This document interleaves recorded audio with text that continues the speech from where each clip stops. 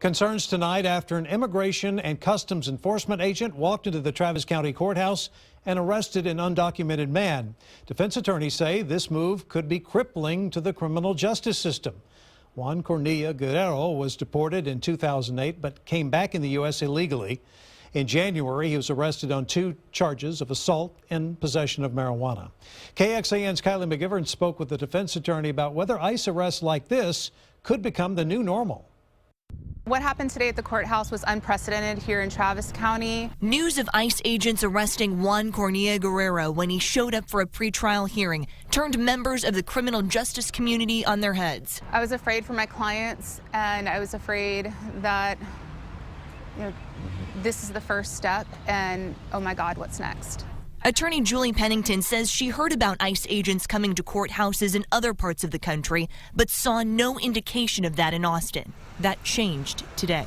We've been encouraging our clients to continue to comply with their bond conditions, to come to their court dates, and to comply with the judge's orders.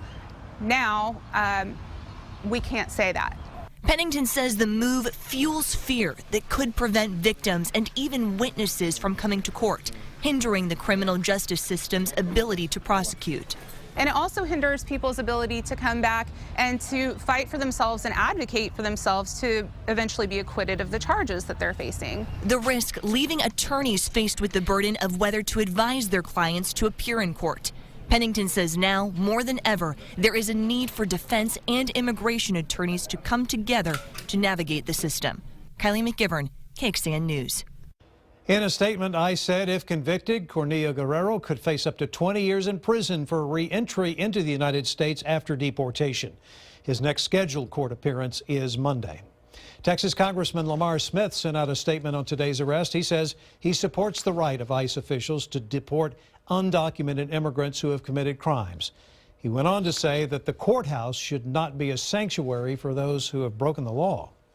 Last year, Homeland Security Secretary Jay Johnson said ICE continued to make progress arresting and deporting criminals who were in the country illegally.